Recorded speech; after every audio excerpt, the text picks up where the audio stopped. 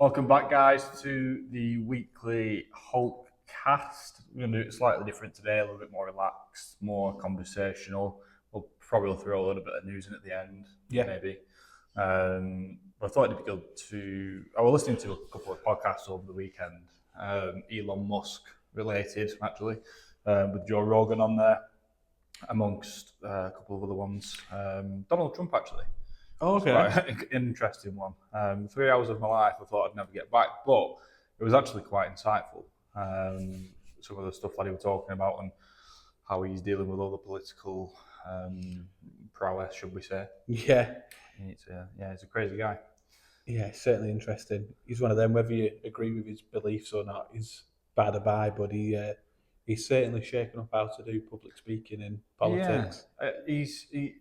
He changes his mind very quick, I've noticed, on certain things. Because the podcast went live with Donald Trump. I think it was just before he became president the second time when he was running. But he was running against Kamala Harris. Yeah. And they were covering a lot around that, albeit he doesn't like it very much.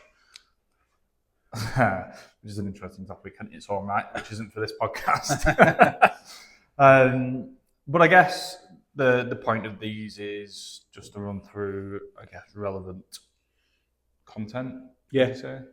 Give some insights into sort of work that we do and what's happening in IT, cyber, and technology in general, really. Yeah. So, from a cyber perspective, I think it'd be good to just run through some real-world stories. Yeah. What we've seen. Yeah. You know? I guess people don't see from their day-to-day life what a cyber attack actually looks like. Yeah, it's true. I think one of the ones I experienced recently, I don't know if experienced is the right word, but a new client win was a manufacturing firm close to us over in Preston, actually. Oh, yeah. Got a phone call from them. Effectively, he'd had a conversation with his accountant and asked them, we've been ransomware. What do I do? Who do I speak to? My IT provider won't speak to me.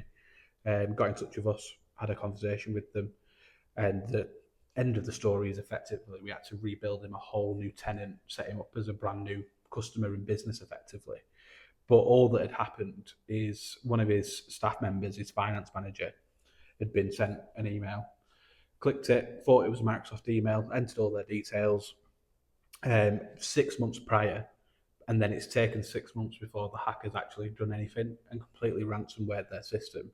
And he was refusing to pay the ransom, which again is up for debate whether or not you should pay it or whether you should not pay it. So effectively, he was locked out of his system completely. His current IT provider was refusing to answer phone calls, emails, so he had no communication of what was going on. And his business had grinded to a halt. So he had to effectively start from scratch and rebuild the whole system within as quickly as possible. Took just over 6 days to get him back up and running, but that was 6 days where he couldn't do anything. They couldn't access any of their machines to carry on manufacturing, couldn't contact clients by email. Obviously they could ring them, but only if they had the numbers saved. I think that's one of the biggest things that people don't realise is that when it happens, you can effectively be locked out of everything. And he had no plan of what to do without a computer system. He didn't know a way to separate his manufacturing equipment from his IT. He didn't know how to basically run off paper again, which sounds mental when you think about it. And I think that's the bit that people don't realise, and they're always like, what happened to me? But when it does, it can really shut down a business permanently in some cases. Some businesses aren't lucky enough to survive, but it's making sure you've got the contacts. Do you remember the TalkTalk hack back in 2015? TalkTalk hack? I don't. So they got hit, essentially. But ultimately, it wasn't a ransomware or anything like that. They just exposed tons of customer information. So I think it was like 150,000 records. Yeah. Something daft. And the attackers used a simple SQL injection. So it was nothing fancy or technical, really. But it cost TalkTalk £77 million. Crikey. I know. Like, imagine that business down the road in Burnley having to pay 77 they should million be able to do it. Yeah, it's quite a number in fairness. And actually, we talk about the different things people do and what people can say and kind of prevent things from happening. But cybersecurity or hackers, they're like water. They'll always go for the weakest point Yeah. in any sort of scenario. Yeah. Which is interesting. Like, rightfully so. If I was a hacker, I'd do Yeah. the same. Yeah. You know, like if I did that on a daily basis, I would probably more than likely, you know, target the weakest people. Yeah. I think that's something that people don't quite realise with anyone in cybercrime is it's their own business as well. They work just as hard, if not harder, than Yeah. everybody else out there to, like you say, just find a weak link absolutely anywhere. It's easier for them because they've just got to find one open window. Whereas as a business, you've got to shut all the windows and doors and wherever else you've got into your house to make sure that no one can get in. Whereas they're literally finding, like you said, that one weak point. Yeah, and it's interesting because it has come a long way from what it used to be in the sense of, you know, you picture a hacker in your head, it's someone in the basement or the mum's basement, the grandma's basement or whatever, some basement somewhere. Yeah. With a dark hoodie, with the hood up in a dark room, looking at a load of green code on the screen, thinking, bloody hell, what is that? Yeah. But actually, you know, get rid of the basement, change that to an office building, times the workforce by 50, you know, it just looks like a normal office that these people work from. But really, you know, they've got pensions, they've got sales forecast meetings. Works exactly the same. It's like organised crime on a large scale, so it is very much business-like. So they run it like a business. And I guess that's why they're so proficient at it. Yeah. And, you know, you're seeing every week a business or a new business or a big business, you know, Pandora, a couple of other ones are getting hit. But really, you know, businesses aren't putting things in place which prevent these from happening, because if you actually look at the scope of risk, there's so many attackers out there which can do damage. I'd say not a lot. Well, I'll rephrase.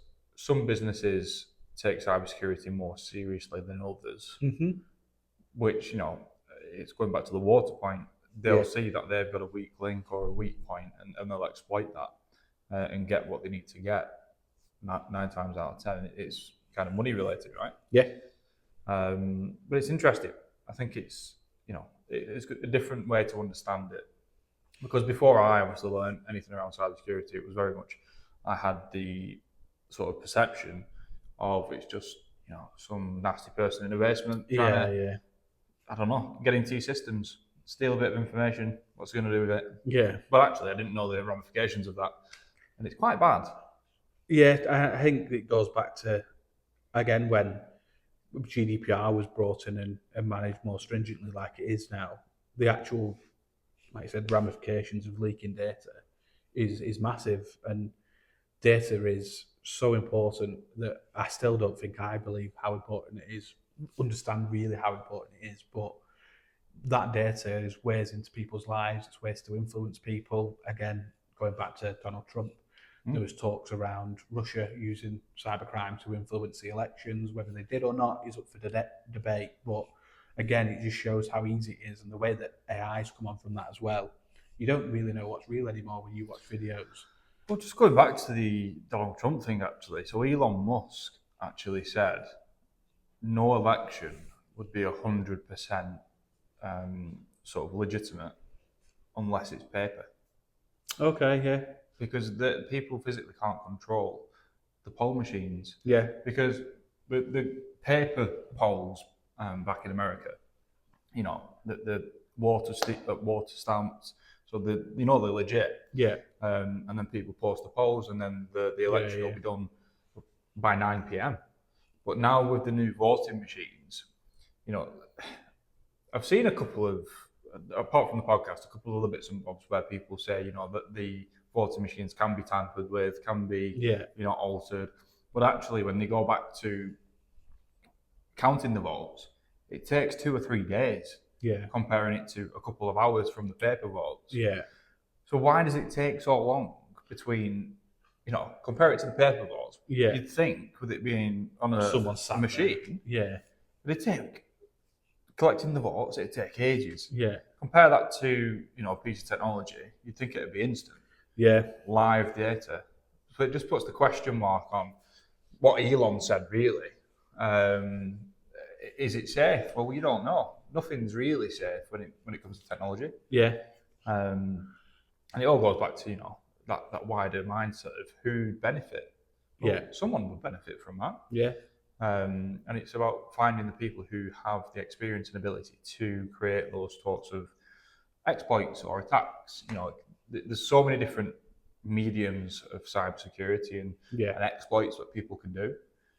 And for us, it's about looking after businesses, but it goes way beyond that. It goes into government, presidencies, yeah, all sorts of different things. You never really think of it in that sort of regard, which is crazy. yeah, definitely.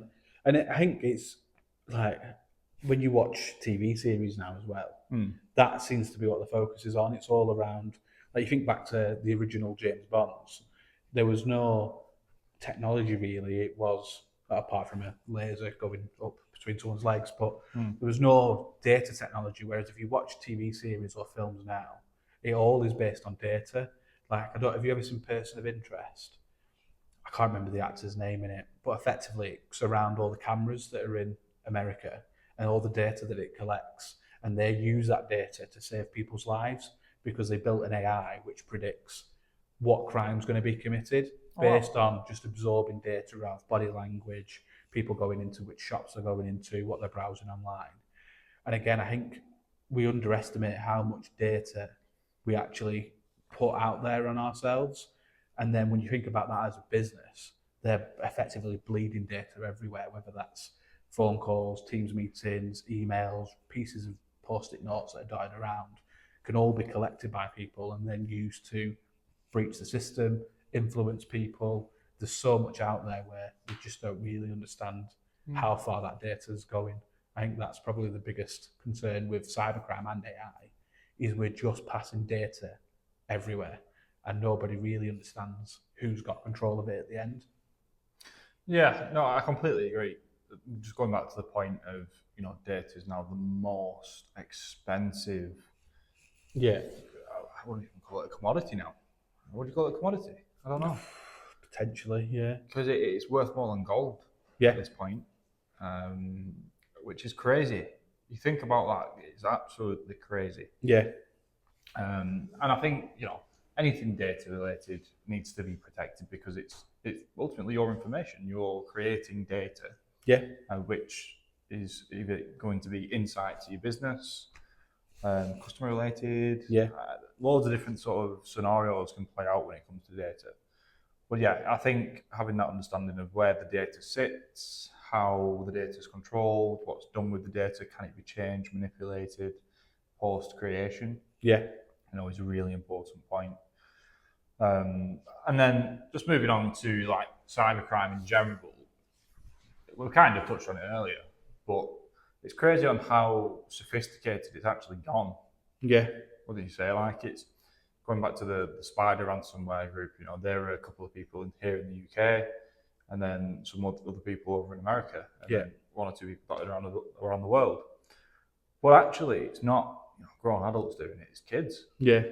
Which is craziness.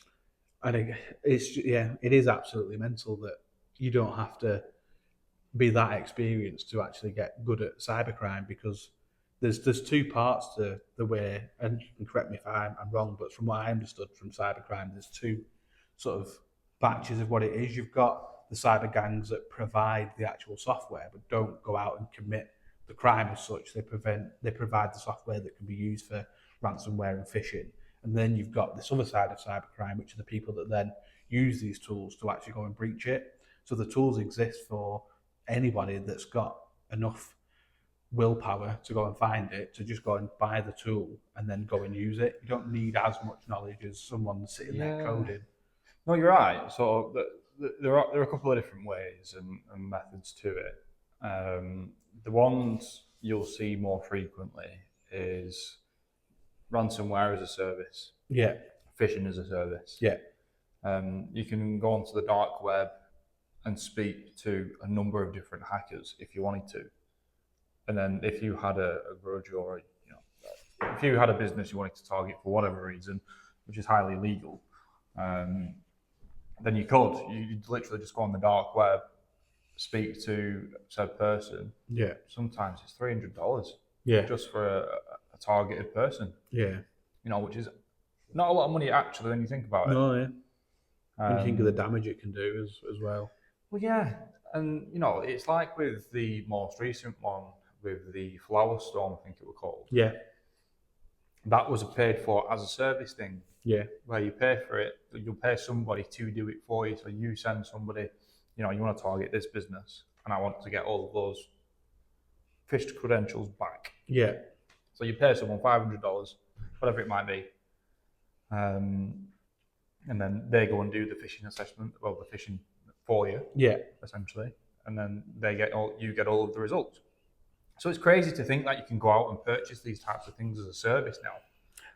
Yeah, well, it is, but it isn't as well now I'm thinking about it, because we do that every day as a business. We go to, I won't mention certain ones, but data providers, and you pay them a fee for credits, and then you go and buy people's mobile numbers, you go and buy people's email address, which is all perfectly legal when you do it the way that you do it through GDPR. But there's the darker side of it where you can actually go and steal that information that isn't public. So it's a bit of an odd sort of scenario where businesses are probably doing it every day anyway, where they're buying data through the right channels. But it's not that hard, really, if you know where you're looking, to go and spend that same money in the wrong channel, but to do something that's more harmful. No, you're absolutely right, Tom. I think especially in the cybersecurity space, not necessarily the cybersecurity space, in any space really, information. Yeah. Information can be bought. Yeah. Ultimately, is what we're saying. And whatever type of information that is, it's available at a price. Mm-hmm. Someone may, physically have to go and fish you to get it, but there are options to go and get it, which is a scary thing. You go back 10 years, this wasn't a thing. No. People were just about getting used to Microsoft Word. Yeah. Yeah. Your good old Clippy, amongst other things. But no, we didn't have these types of threats back then, which made life simpler when it came to technology. Whereas now, there's so many new things being created where, a couple of years, go back 10 years ago, a general IT manager would be saying, no, we don't want to get anything new. We'll keep everything locked down so it's nice and simple. Whereas now, because there wasn't that much stuff created back then, as in new technologies, new apps, new softwares, it was pretty standard. So you weren't getting tons of requests from anyone within the business saying, we need this, we need this. Yeah. So an IT manager's job back then was probably a lot easier, a lot less stressful. Whereas now, there's so many new applications which are being brought out. And it just depends what department you're in. Well, HR, payroll, sales. That's just the department level. And then likes of AI, operating systems, there's tons of different things that people can have access to, where the IT department in a business can't really understand all of it in some cases. Yeah. And they can't monitor it either because they don't have enough time. They can research what the application or the service or the product is. Yeah. But ultimately, if we've got a business case for it, then 9 times out of 10, the business will say yes, it's going to make us money. So they'll purchase that piece of software. And that's where the dangers come in, because you might get a piece of software and put it on your PCs and stuff like that. Well, that's where it starts. If you download a dodgy piece of software, they could be having keyloggers installed on your PC, they could be mirroring your screen, taking all your session tokens, everything. You just don't have a clue. And that's why, today's life as an IT manager is so different from what it used to be back then, because there's just so many new things. You just can't keep on top of it. Every day there's something new. Yeah. Yeah. It's especially around the AI era. You know what I mean? It's like Windows, the next operating system of Windows will have AI embedded into the actual system. So we've seen or heard. And when you set up Windows, AI will essentially create your operating system based around your data. So it'll put all your libraries into sort of your file structures and stuff based on what data you input. So it's working from an AI generative model from an operating system. Yeah. From an IT perspective, that is an absolute nightmare. Yeah, because how do you control what data goes into it based on per person? Because, we all use our laptops, phones in different ways. We play games on it, what you're searching on the web, holidays, etc. All of that information, again, data that you just pump in is different for every single person. So how do you then, as a business, manage and monitor what data is going in? You'd have to have really strict policies in place. And again, for an IT manager, that's near impossible to do on your own. You're going to need a team of people, or you're going to have to outsource it to somebody, because to try and manage everybody's data is hard enough. Never mind once they're then basically spilling their guts of data into their work machines as well as their personal ones. It's quite scary. Get there in the end. Yeah, no, it is. But I think it's interesting now that AI is kind of delved in the security sector. So we talk about real AI security tools like Sentinel-1, Microsoft Defender for Endpoint, Darktrace, etc.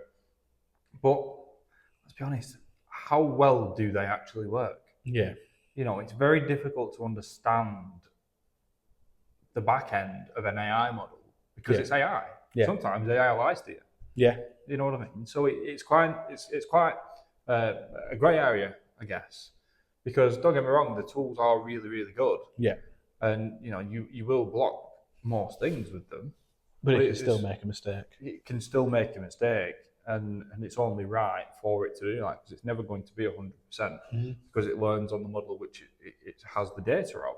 Yeah. You know what I mean? So they learn normal behaviour and then separate them from anomalies or spot anomalies. But often, they just throw threats out for everything. Yeah. We've used softwares in the past where, you log in from a coffee shop in Burnley. That's a threat because you're not in the normal location. Well, generally speaking, you could mark that down as a threat. But if you're logging in from your device, which is a trusted, managed device from a business, unless it's been stolen, obviously, then yes, fair enough. But if you're logging in from a coffee shop in Burnley, then, the likelihood is I've gone down to the Costa for a brew. Yeah. And I've gone to get a little bit of lunch and wanted to look check for my emails. Yeah. But so it's about understanding, a lot of it is noise, but you can segregate that noise, sort through the noise, and it does produce some valuable insights. Yeah. In terms of the logs and stuff, because it does. I'll give it that. It does give you a lot of information. Yeah. But then equally, the noise brings alert fatigue. So you're getting so many alerts every day. Yeah. You're thinking, crikey, I've got 160 alerts here. I've got to go through each and every single one of these. Have I got the time to really do it? Yeah, have I got the time? It's a mundane task because you're checking every single log. Yeah. And that 160 is just in the morning. Yeah. They carry on throughout the day. Yeah, so you're kind of playing catch up with it if you're in that sort of role, which can get frustrating. So it's about understanding, separating the wheat from the chaff sort of thing. Yeah.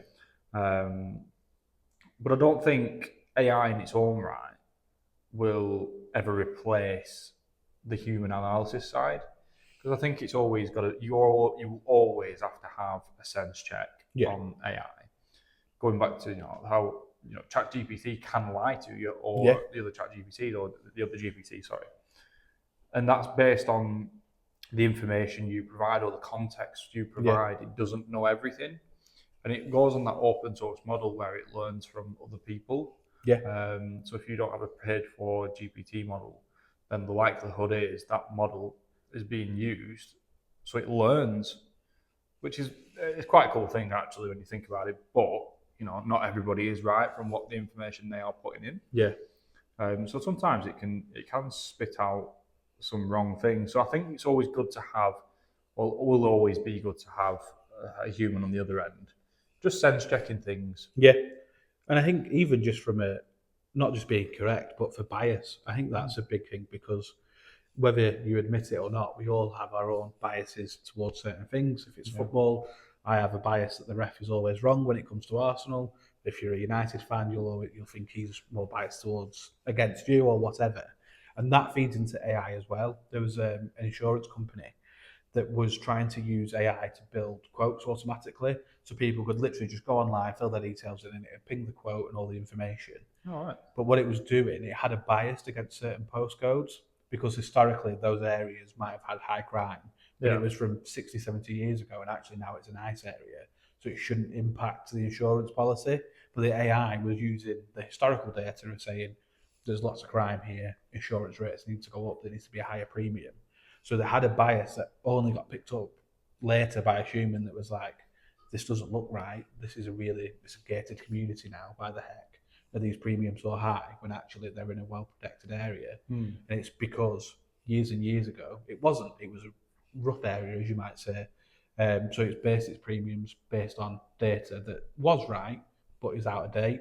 And I think that's where people sometimes go wrong with GPT, especially ChatGPT.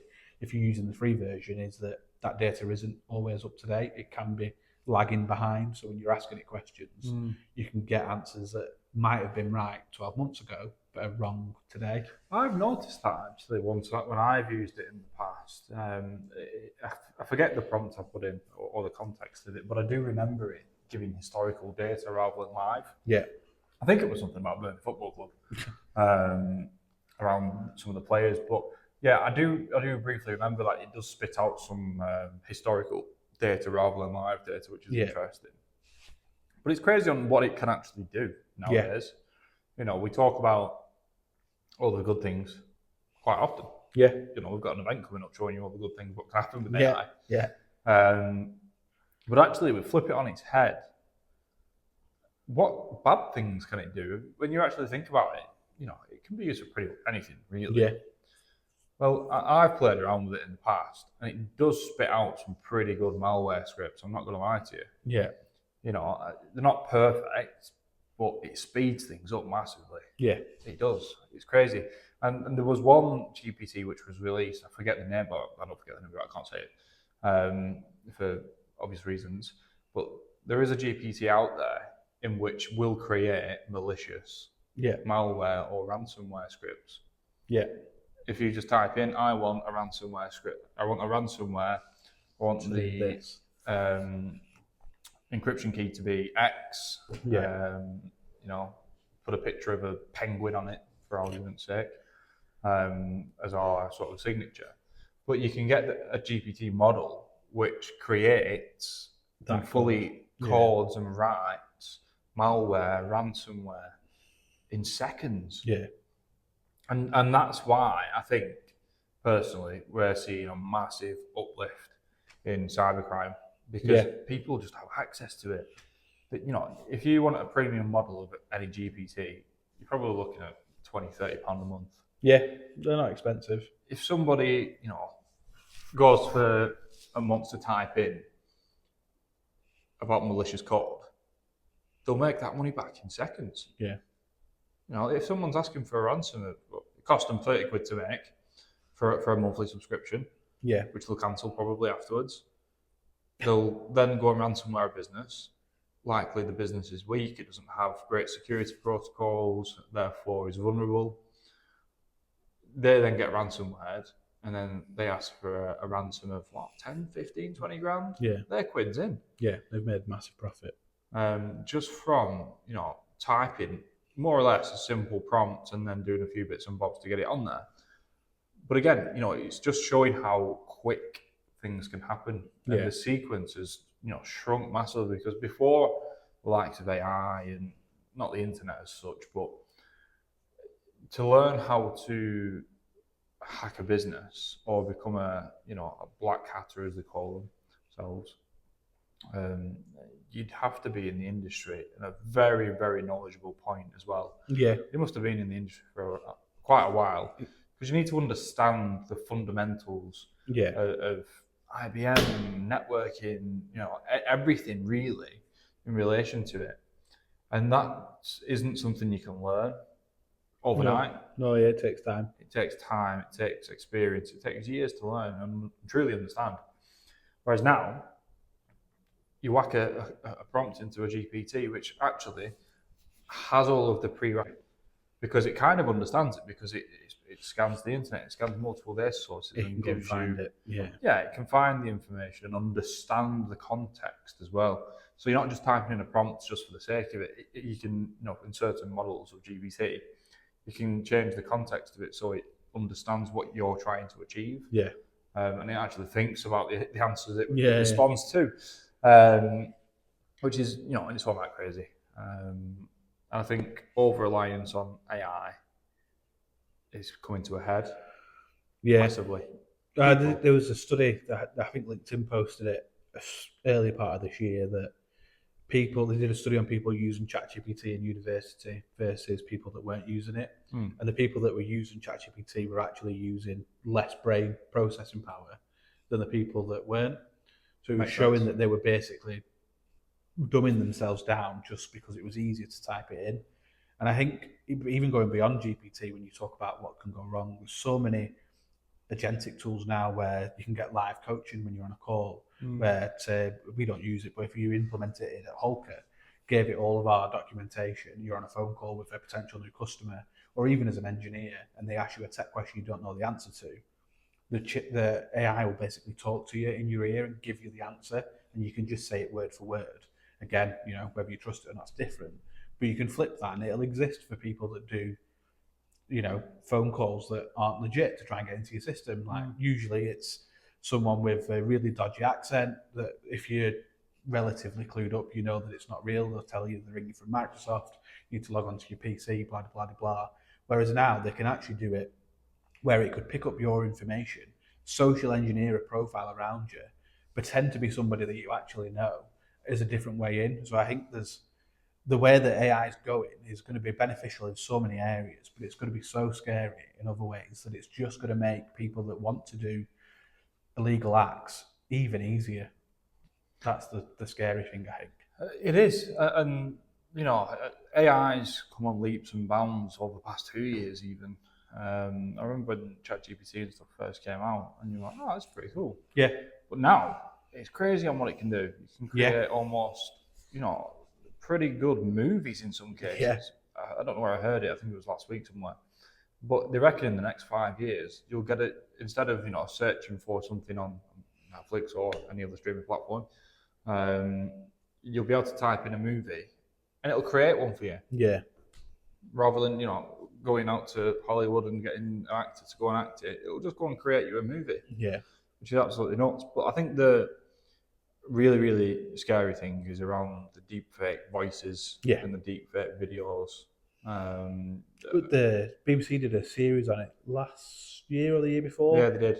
And I thought that was really interesting because back then, when it came out a couple of years ago, that's never going to happen. But now I've got like Martin Lewis telling me random financial information when it's not actually him. I watched a Will Smith concert that apparently was AI. I don't know if you've seen it. Oh, really? It's supposed to be his concert, and then there's people in the crowd with like 7 heads and all this sort of stuff. So again, it's just so easy because I thought it was real, and it was only when I started going through the comments, which is my favourite place on every video, that I've learned that it was AI. And it's how hard is it going to be for someone? How easy is it going to be, should I say, to go into at work level and say, this is Michael Harrison, it's you on the screen talking to me, you're having a normal conversation, you're asking me for information that isn't that sensitive but could easily give you ways into certain ways, and it just feels like I'm actually talking to you when actually you're in Tenerife or whatever. Well, that's what I mean, and I think the point in case user cases for the likes of stuff like that is around payment authorizations. Pretending to be a managing director and ringing someone in accounts.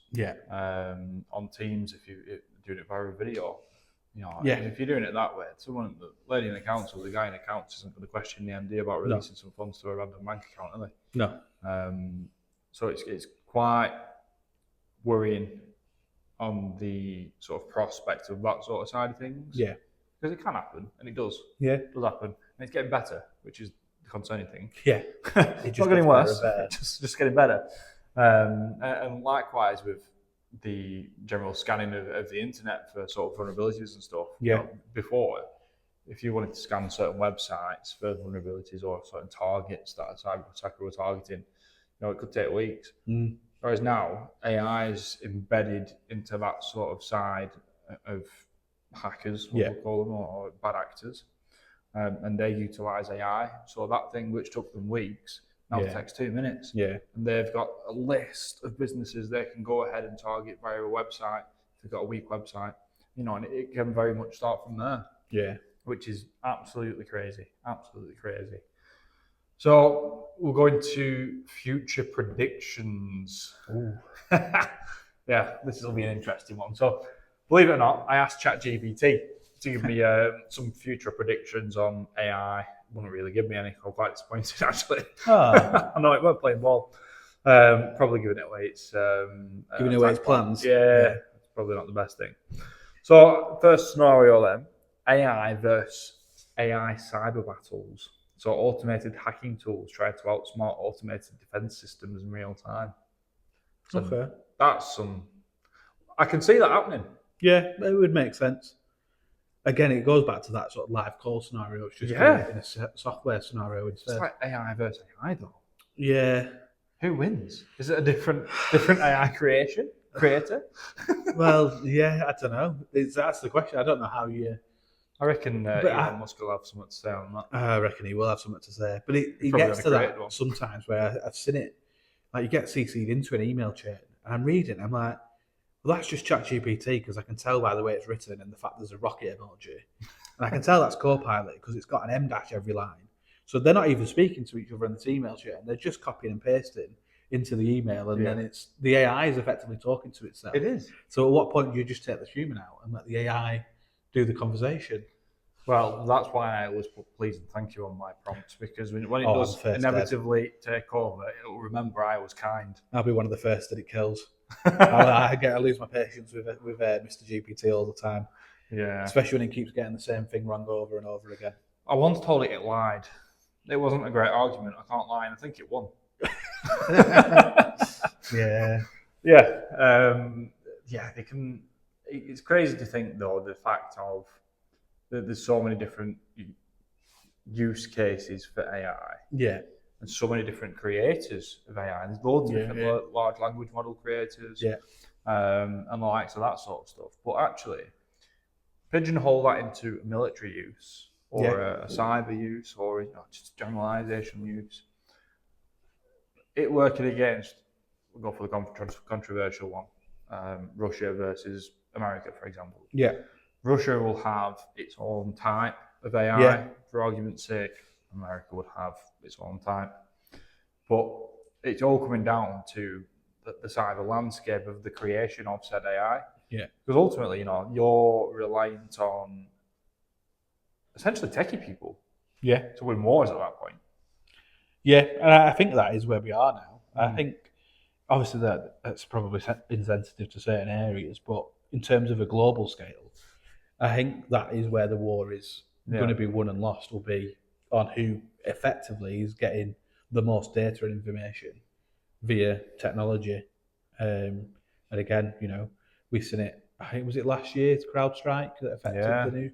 How easy is it realistically for a military of a country to go, we can do that, we can knock out our country's airports just by creating a ransomware or a bug in a software?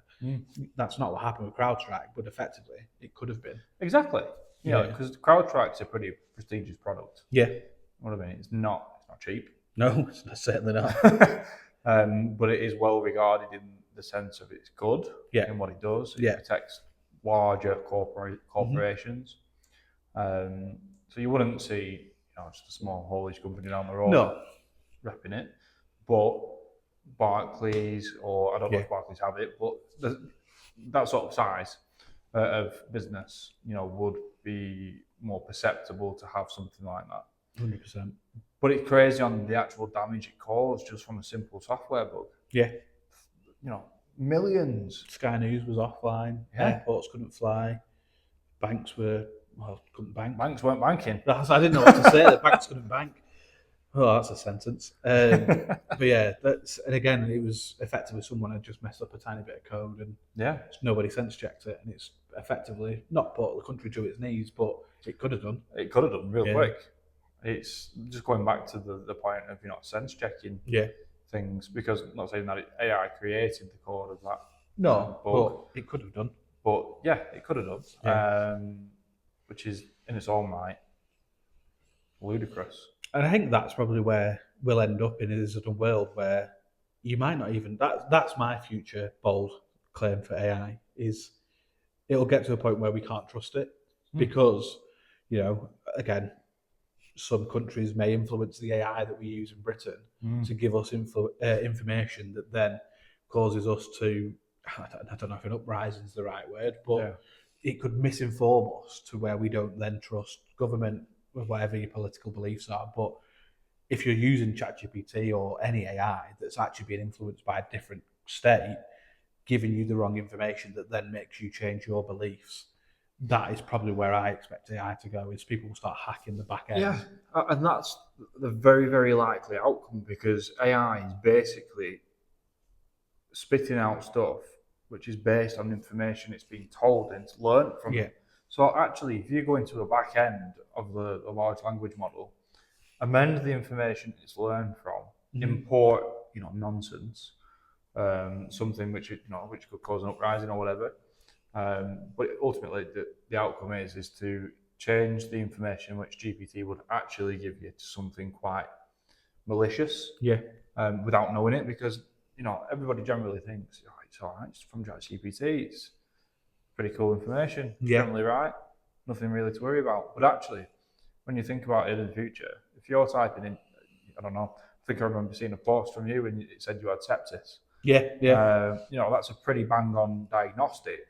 Whereas, like with blood tests and stuff like that, you don't need to go to a doctor anymore to understand your blood test results because you can upload your blood test results to AI. Trust it. Yeah. And it gives you a really good, diagnostic of what your blood test results are. Yeah. We had one doctor, I heard this from somebody, and they said they had a vitamin B2 deficiency. Based on his blood test results. Anyway, so he uploaded the blood test results to the AI model. I think this was someone in America. And they said, your B2 is through the roof. So he said to the doctor, everything else is fine on the blood test, but it said that your B2 is extremely high. So he goes back to the doctor and says, can you just tell me about this blood test as a third party doctor? And the doctor's like, yeah, your B2's through the roof. But actually, it came to fruition that the other doctor he initially went to was essentially plugging some supplements for a side business. So he was saying to this person, it's $150 a month and you get all these different things and your blood results will be fine next time. So he was just trying to, push business. But actually, in that sort of scenario, it gave him a clear view of his health. And diagnostic of his health, which, was really, really good. And it could save tons of time, especially with the NHS and stuff like that. Yeah, definitely. But again, it's that fact of how far do you go? How far do you trust it? Yeah. Because then you are really playing with lives. Yeah. You're playing with lives, ultimately.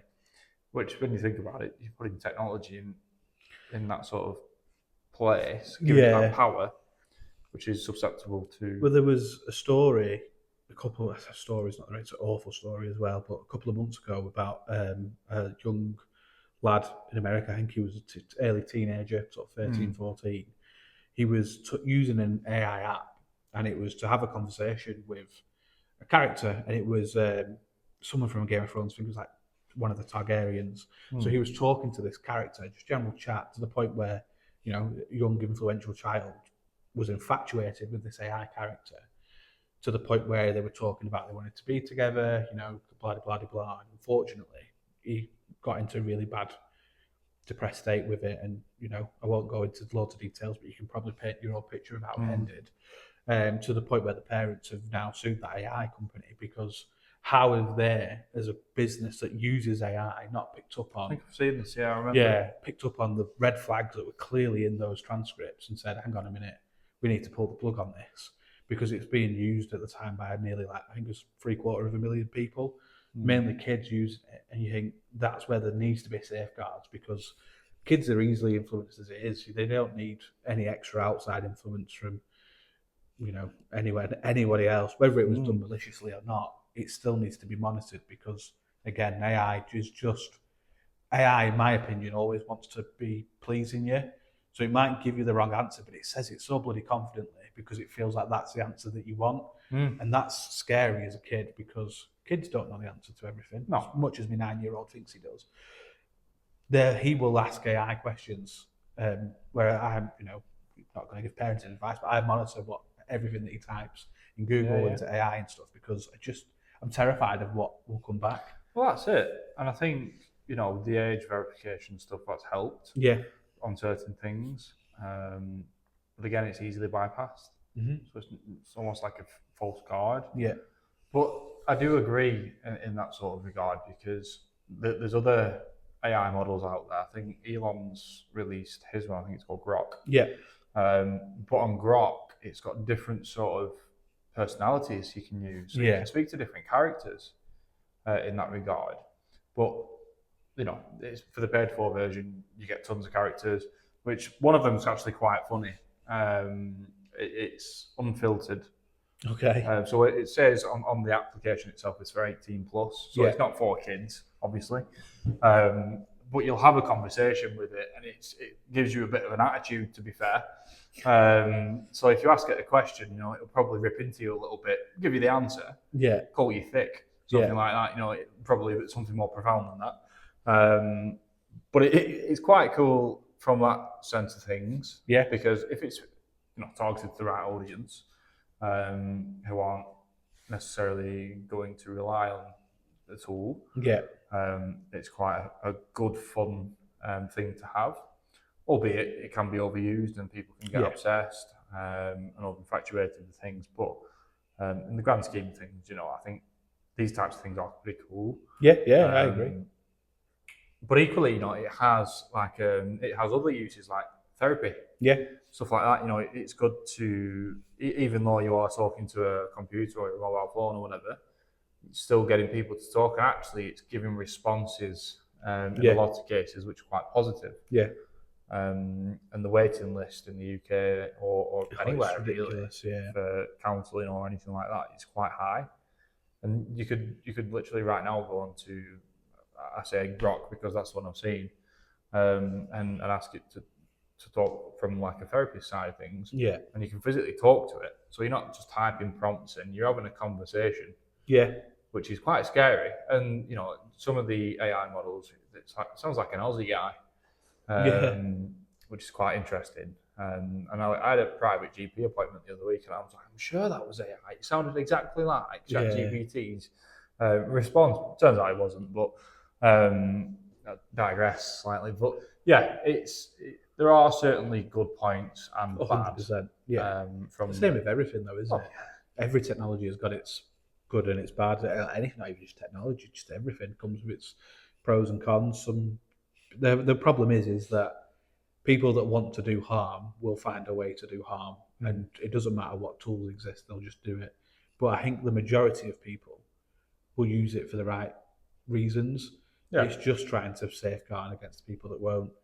And just on that therapy point, I will double check and we'll have to put it in the description.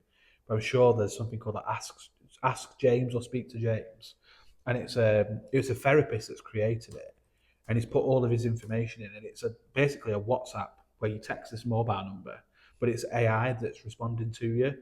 But it's a therapist, basically. All of his knowledge is put into it, and again, it's aimed at men, in all fairness, just as a way to have a conversation and try and sort of talk you down. But I'll double check the name because I've got it on LinkedIn, and I'll put that information in when I find it. But it's Ask James or something like that because it reminded me of Ask Jeeves. That's why it's stuck in my head.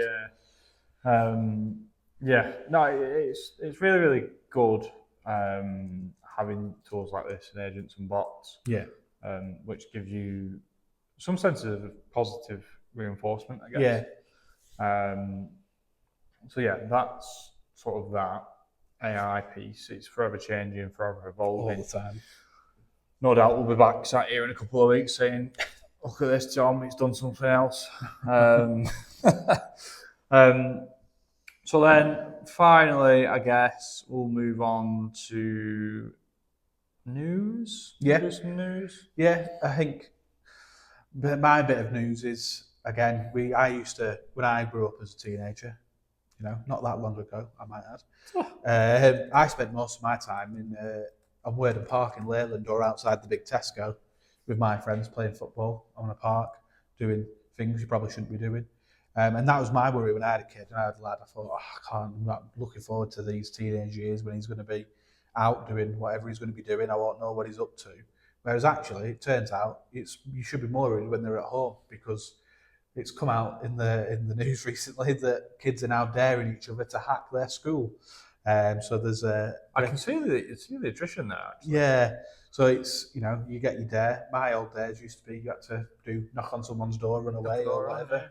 Now it's hack your school and bring your school to your knees, which, I would have loved it back then when I was younger, but it's probably not the right thing to be doing. Oh yeah, you never. When me and you were at school, you'd never think, computers would be right. Yeah. They'd never break. But actually, come to think of it, I bet school kids are loving it when the schools get hit. Yeah. Although they all go back to pen and paper. Well, work. yeah. There's no sort of teaching off electronic boards or watching any That's sort of true. videos. You're looking at a pen and paper. Back to the old school days, eh? Yeah, definitely. But yeah, that's the most recent bit of news I was reading about this morning. For me, so going back to, I think it was last week's podcast, Jaguar Land Rover have released a statement to say some data has been leaked. And they initially said it wasn't. Yeah. So the attack has severely disrupted sort of manufacturing and retail operations. So factories in the Midlands, Merseyside have been shut off temporarily, and they're still shut off now. The UK's National Cybersecurity Centre is involved as well. Yeah. So, albeit it's quite a big story, and you'd expect these guys to be involved, but it just goes back to the point of, everybody's a target. Exactly. And again, going back to the last podcast, we spoke about the new cyber resilience bill that was due to come out. Again, it's been delayed for the fourth time, I think it is now. Here's an interesting stat, just going back to your school hack thing. So the ICO found that students are responsible for over half of the data breaches in schools. That doesn't surprise me. Yeah. So many of these result from guessing weak passwords or finding them written down. Yeah. Which actually makes sense, because as a kid, you ain't got to remember some complex passwords. No, I think my passwords growing up was, I hope I've changed them all, but I think my password growing up, I was obsessed with The Simpsons and Arsenal. So my password was always Arsenal Simpsons 12. And that was my password for absolutely everything. So everybody, you've now got Tom's password. Yeah, I think I've changed them all, I hope. But that was in school, that would be my password for everything, because it's the only thing I could remember, because I was obsessed with Arsenal and I was obsessed with Bart Simpson. So it was just the way that I remembered it. But nowadays, when it tells you, we all give the advice of 3 random words and a number. As a kid, I'd have had to have wrote that down, a sticky note on the laptop or whatever. 100%. Yeah. You'd have it, plastered everywhere. But yeah, again, the cyber resilience bill has been delayed. It was meant to be published this month. They've delayed it. Government apparently haven't set a new date of when it's been delayed till. But again, this was meant to be out start of last year. Yeah. And it just seems to keep getting pushed back. They don't really ever give a reason as well, which is the most frustrating bit. It's interesting because it's, forever changing. Yeah. The landscape. So this is going to have to be quite fluid in that sort of respect. Yeah. And I don't think they'll be able to put a solid bit of legislation in place which will get past the House and put into policy. It doesn't help that the cabinet keeps getting shuffled as well, which is probably what they're going to blame it on. But they keep changing who's what. Someone gets sacked or quits, however they want to word it, or a new election will get called or whatever. So every time it gets to being published, government decide to be government and different change agendas. Yeah, exactly. They've got agendas. Different things they want to put into it. So it is frustrating though, because I think it's needed. Yeah, it is. That regulation needs to be brought in, and it's hurting businesses the longer we go and keep pushing it back. And the more businesses will unfortunately just disappear because they just don't have the cybersecurity in place or the framework of what they should be doing. Good night, Vienna.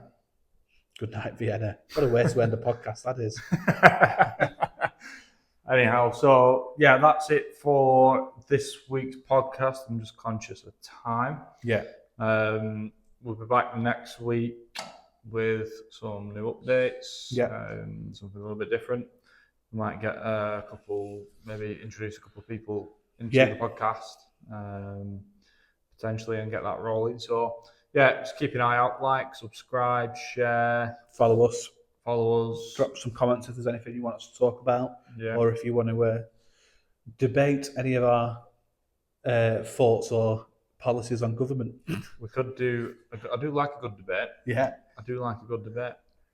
Debating is fun. Yeah, cool. Yeah, as I say, we're on multiple socials now. We've got TikTok, LinkedIn. We'll start posting stuff on Facebook and Twitter. Yeah, we'll work on that, get that out there as well. But YouTube will have most of this sort of long form stuff. What we need to do, because obviously we're influencers now, we need to work out how to get the podcast on Spotify. Do you know what I was thinking? That I could listen to myself driving to work. I know I don't agree with that, but that's what I don't want to do. But you definitely do. Yeah, no, we will have a Spotify. We will. There you go. You've heard it here first. Breaking news. Yeah. Anyhow, so we'll sign off with our famous signing off scene, I guess. Thanks for listening. And at Holker, we're going to make IT great again. That was good. I enjoyed that. I know. That was way better than the first ones. How long was it? It felt fucking well long. An hour.